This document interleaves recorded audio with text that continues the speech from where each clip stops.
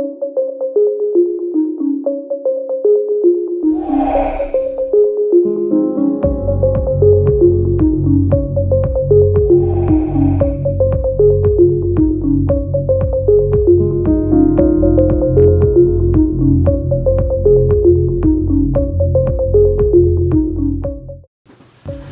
evening, Gateway Church members, parishioners, and to all of our virtual partners.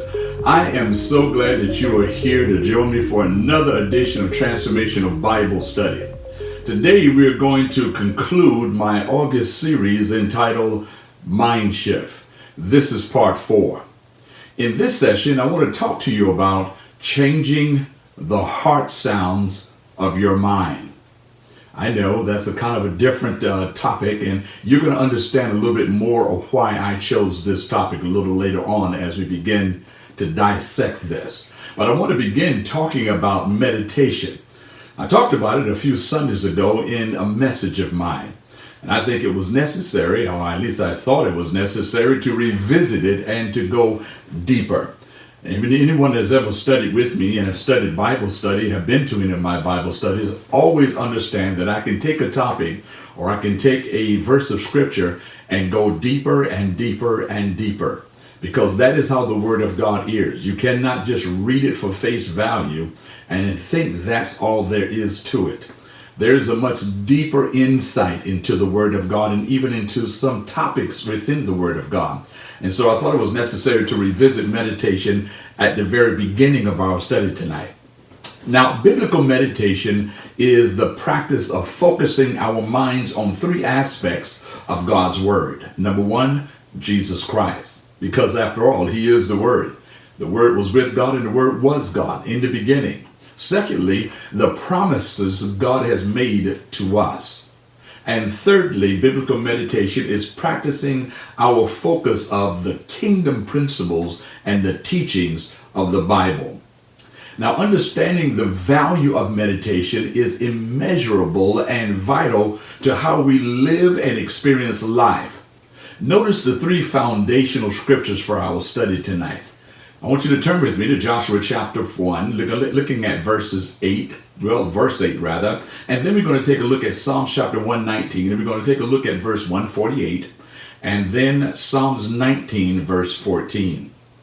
Joshua writes, "This book of the law shall not depart from your mouth, but you shall meditate in it day and night, that you may observe to do according to all that it is written in it. For then, don't miss it, you will make your way prosperous, and then you will have good success." In essence, only after you have meditated on the Word of God and applied it to your life, and you operate or function and flow in life according to what has been written, only then will you make your way prosperous, and only then will you have good success. Well, now let's go down to what David has to say in Psalms chapter 119, verse 148. David writes, "My eyes are awake through the night watches, that I may meditate on your word." And then we go back to Psalms chapter 19, look at verse 14. David writes, "Let the words of my mouth and the meditation of my heart be acceptable in your sight, O Lord, my strength and my Redeemer." Now, many of you may be asking yourself, "Bishop, what does that have to do with heart sounds?" Well, it's not a catchy phrase that I chose to capture your attention. The word translated heart in David's writing in Psalms chapter 19, verse 14, is the word leb, L-E-B. In its original Hebrew word, it is the care, or the core rather, of one's soul. It's the core of one's thoughts, their imaginations, and your memory, which determines our will and our actions. Now, these words form a powerful image. The heart representing leb, they form a powerful image of what happens when we focus our innermost thoughts on a particular idea or a particular thing. Now, David was actually praying that the sounds of his mind would be acceptable in the sight of God. That's what David was actually praying when he says, "Let the words of my mouth and the meditation of my heart be acceptable in your sight. What he was really saying was, let the sounds of my mind be acceptable in the sight of God. Now, it is important to note that when we think about anything for an extended period of time, we create a sound in our minds that reverberates throughout the day.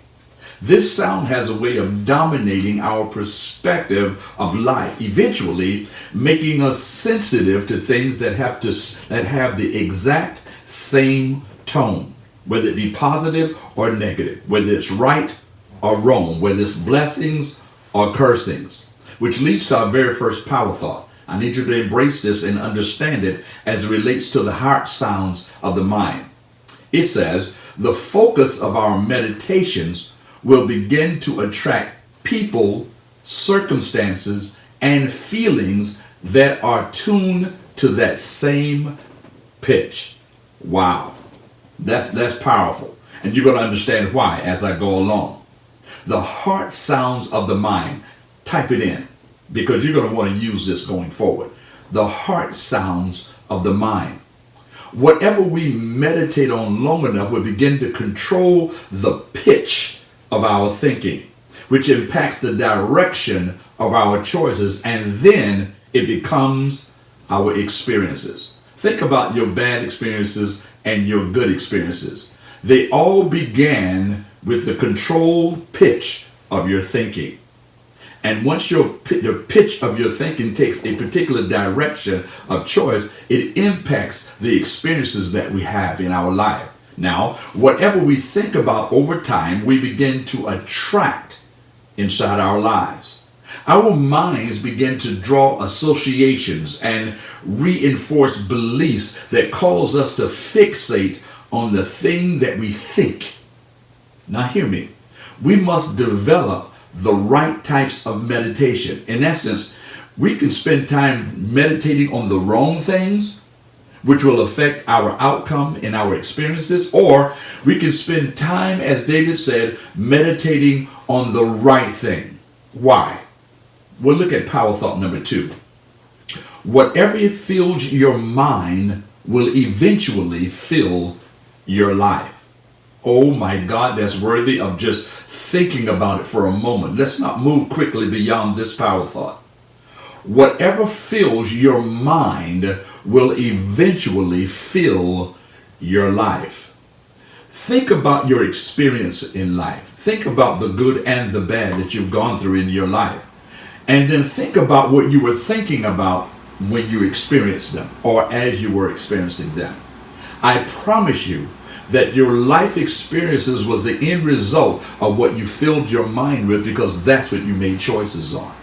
Now, each of us meditates every day. Now, please, in the Eastern philosophical realm, they say that it takes years to develop a sense of meditation. But I'm here to tell you, according to God's word, each of us meditate every day. In our spare moments, we're meditating.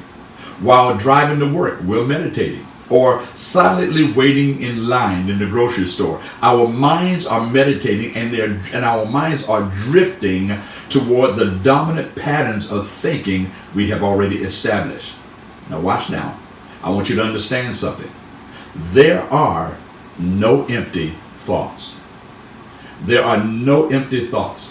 Whether you're doing your work, whether you're cutting grass, whether you're standing in line in a store, whether you're driving to work, your thoughts aren't empty. Your brain is actually beginning to matriculate. Things are matriculating inside of your mind, and your mind is focusing on something. It is processing some thought patterns. Now, we need to understand that these meditations inside our mind and our hearts are powerfully impacting the way that we experience life. And they are sending forth their particular sound in our mind, either attracting or it's repelling us from the promises of God. Think about why it's so difficult for us to embrace some of the promises that God has given to us through His Word. It's because your thought patterns. It's because of those sounds inside of your mind that's constantly trying to that's reverberating and pushing away the things of God. Or if you've been meditating on God's word, if you've now trained your mind, if you're able to bring those thoughts into captivity, now your mind is attracting those things that God has promised to you into your life. Which means this: we've got to develop and practice victory thoughts. I talked a little bit about victory on Sunday. Go back and view the message. We're not fighting for victory, we're fighting from victory. We're not waiting for victory to happen sometime in the future. We're living in our now victory. So we must develop and practice victory thoughts over the various negative heart sounds of our mind, because our minds can come up with some pretty negative things at times. We have to learn how to practice and how to develop victory thoughts. I want you to type that in. Develop victory thoughts. Now, hear me.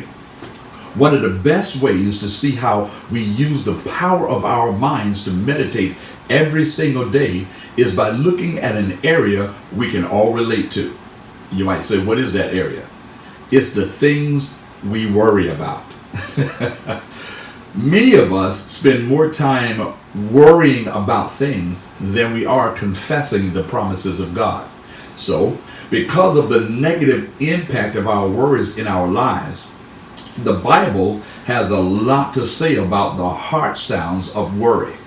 I'm going to say it again. Because of the negative impact that worry have on our lives, the Bible has a lot to say about the heart sounds of worry. Now listen, worry is the practice of meditation in the negative realm. Please hear me when I say it again. Worry is the practice of meditation in the negative realm. We've got to learn how to exchange our realms of meditation, our realms of thinking. Notice what Jesus taught about the worry habits. In Matthew chapter 6, verse 25, Jesus says, "Therefore I say to you, do not worry about your life." Wow.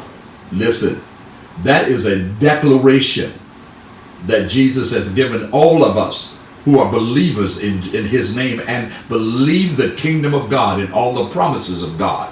No matter what we're thinking, no matter what we're experiencing, Jesus said, do not worry about your life.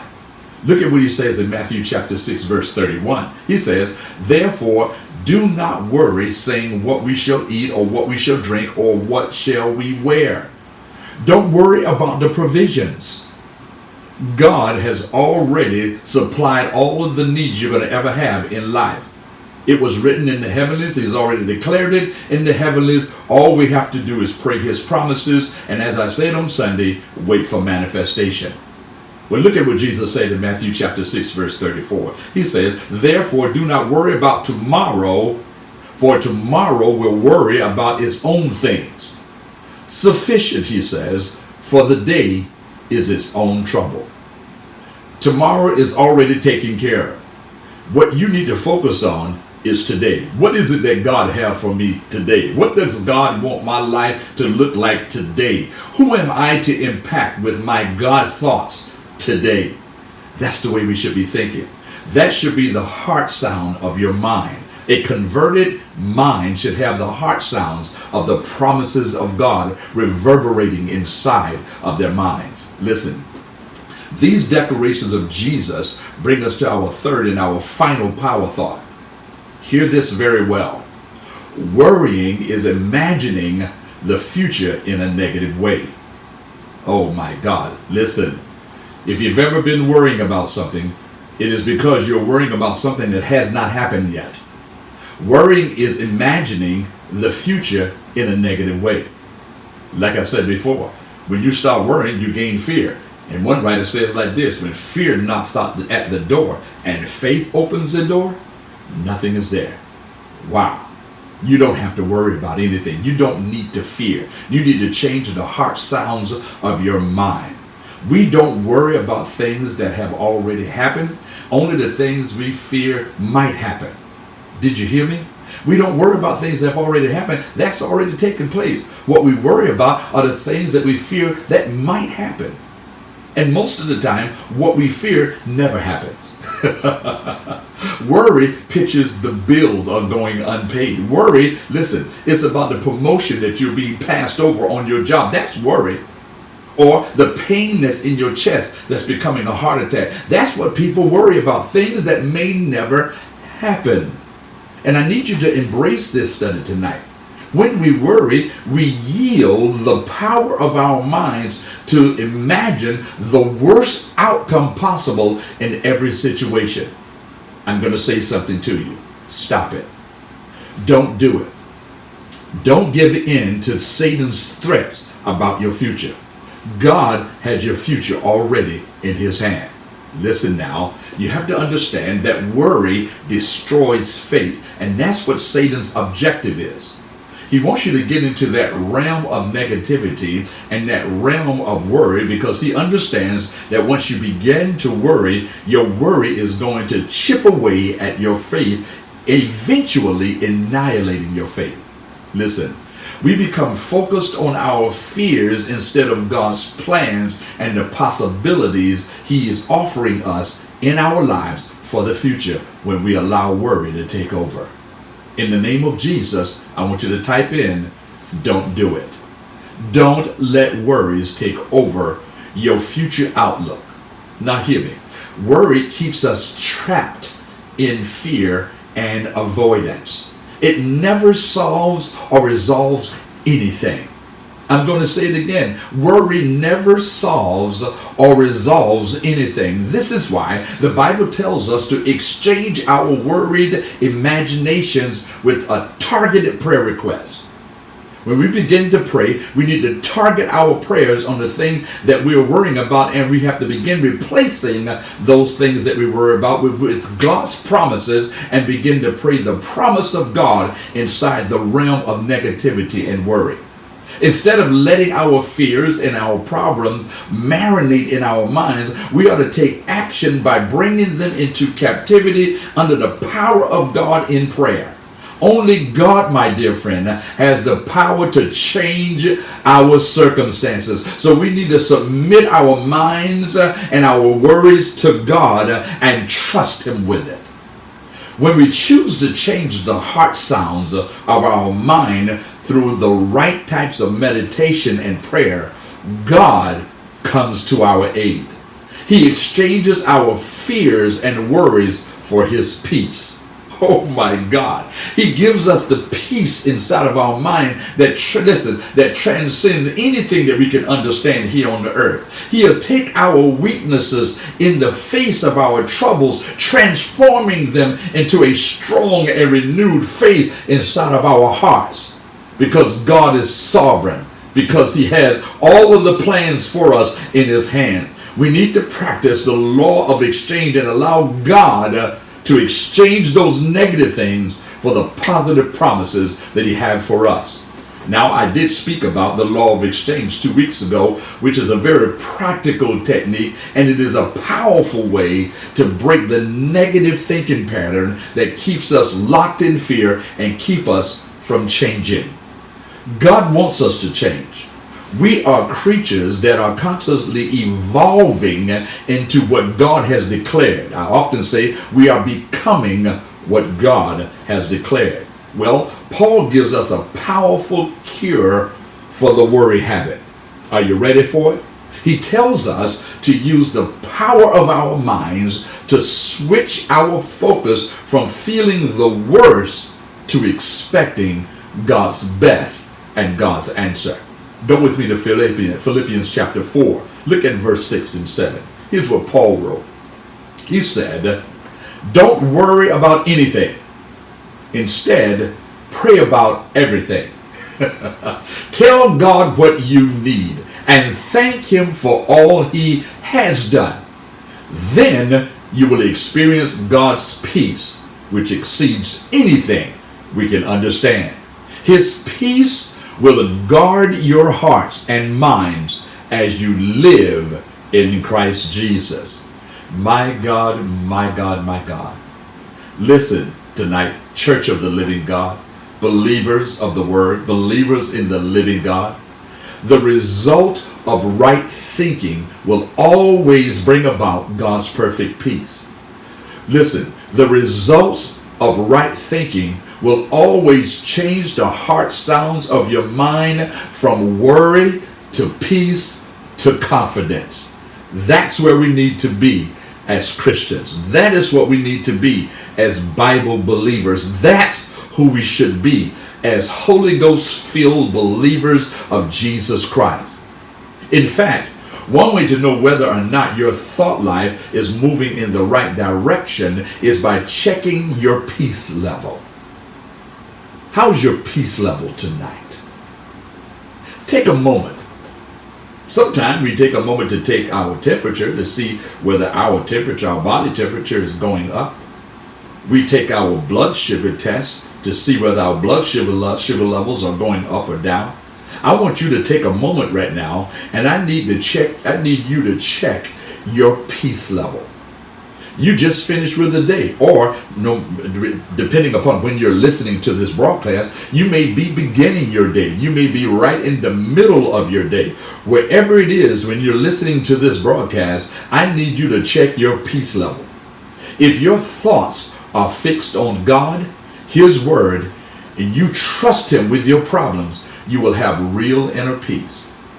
But if you don't have that inner peace, that means that there's something missing in your trust level. That means that there's something missing in your heart sounds, or in the heart sounds of your mind. There are things reverberating inside of the heart sounds of your mind that's not of God. We need to check it. Now listen, the peace is not the result of everything inside of your life being perfect or your circumstances going well. It comes from relying on the Lord in your mind. Let me say it again, just in case you miss it.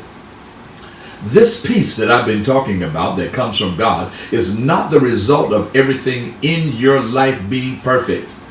And it is not a result of all your circumstances going well. It comes from relying on the Lord your God inside of your mind. Regardless of whether you're in a storm, you can still be at peace with God. In fact, this peace will stay the same regardless of what circumstances you find yourself in. That's where the Christian need to be. That's where you, the believer, need to be. No matter what circumstance you find yourself in, you can be at peace with God, you can be at peace with yourself, and you can be at peace with those that are around you. Now, the prophet Isaiah said this in Isaiah chapter 26, verse 3. He said, "You will guard him who keep him in perfect and constant peace, whose mind, both its inclination and its character, is stayed on you, because he commits himself to you, leans on you, and hopes confidently in you." Oh my God, my God. Listen, he will keep you in perfect peace. He will guard you if you keep your mind stayed upon him. That's the best thing I can tell you right now tonight. Your heart sounds, the heart sounds of your mind, can be at peace no matter what's going on if you stay focused on the Lord Jesus Christ. Now, as I come to the conclusion of our series, Mind Shift, I want to challenge you to change the heart sounds of your mind.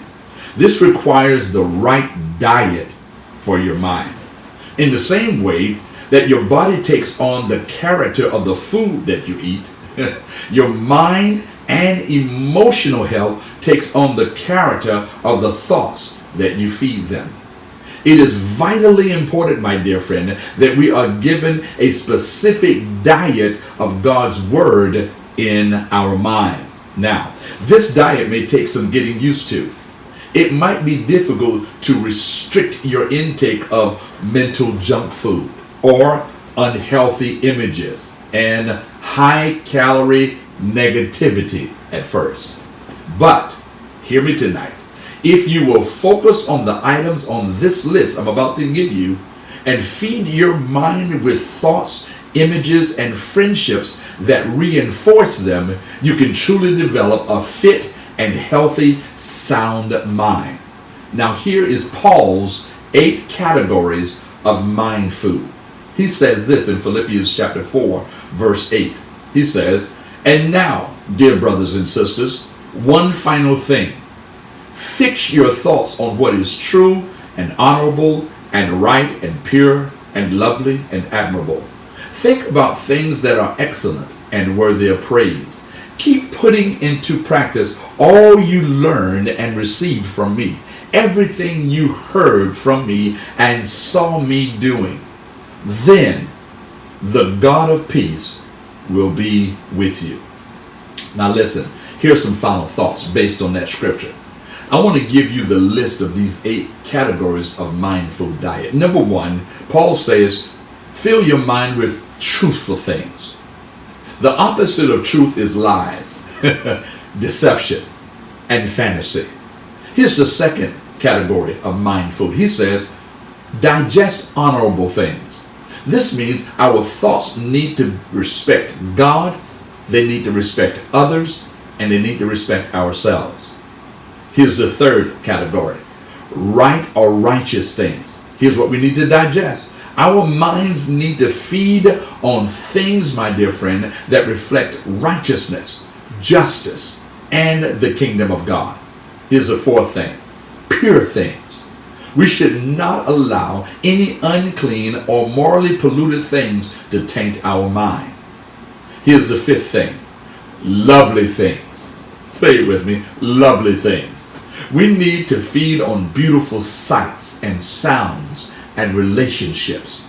If something is ugly or unattractive to our flesh, we need to avoid it with our minds. Now I'm talking about those things that will taint us. Now here's the sixth thing, admirable things. That's the sixth category of the mind food diet. Admirable things. We need to find people and things that inspire admiration within us and focus our attention on them. Why? Because we are drawn to what we admire, whether it be good or bad. Here's the seventh thing. Paul writes, the eighth category is this, excellent things. Excellence means beyond mediocrity and beyond the average. Did you know that God didn't call you to be average? He didn't call you to be mediocre. We need to read books. We need to associate with people and be in environments that challenge us to rise above the status quo and to reach our full potential. God created us as beings that should evolve, that should grow. He created us to be capable of anything. But we have to expose our mind to greater things, broaden our thought base.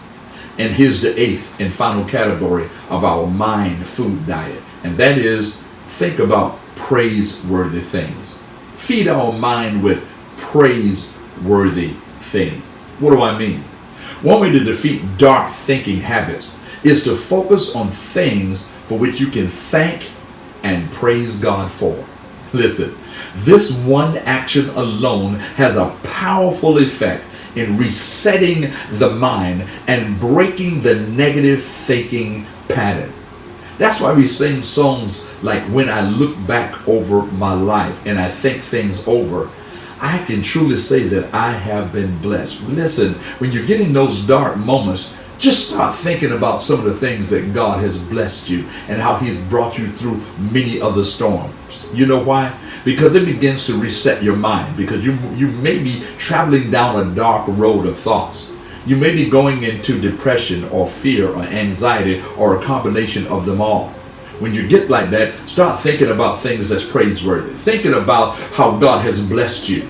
Thinking about where you are right now. And listen, also thinking that things could be a whole lot worse. Have you ever thought about that? The things that you're worrying about, you need to take a step back and look around, because things can be a whole lot worse. So when those things begin to fill your mind and fill your day, and you feel yourself going into that dark place, start thinking about something you can praise God for. Whether it's life, health, or strength, whether it's you have a roof over your head, whether you still have a job, even if you don't like it, you still have a job and it's paying the bills. Find something to thank God for. We need to change the sounds of our heart and our minds. Now, Paul gives us these 8 categories of mind food on which to fix our thoughts on. Everything we are tempted to think about need to go through the filter of these 8 categories.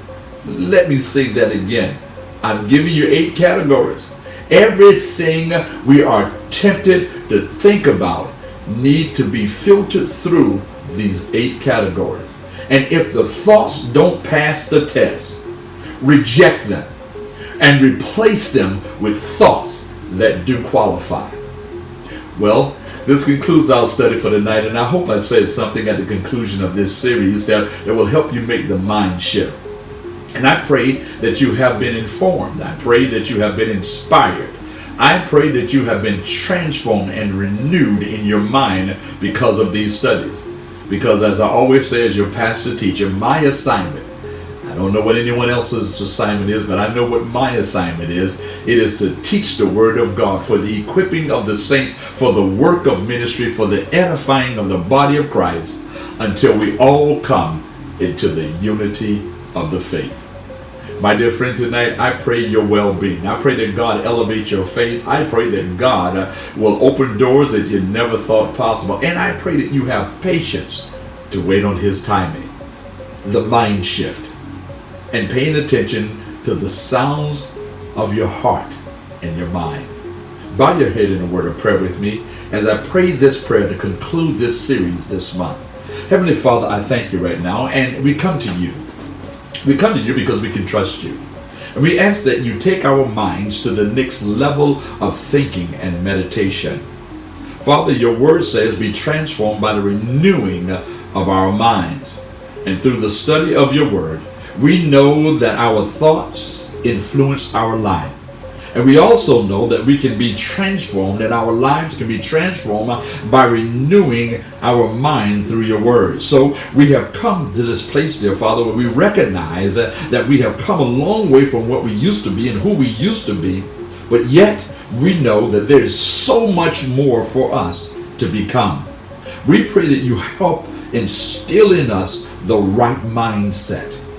Guide us, dear Lord. Plant in us a new way of thinking. Give us new thoughts. Give us kingdom beliefs. Give us, dear Father, kingdom principles to live by. Father, we pray for the strength to fully adopt a new way of thinking that aligns with your word and the things you have for us to do in this life. Dear God, help us to release the thoughts and the belief that do not serve us and will actually hinder us in the places which you're taking us. Help us to trust you above what our humanness believe is unfair.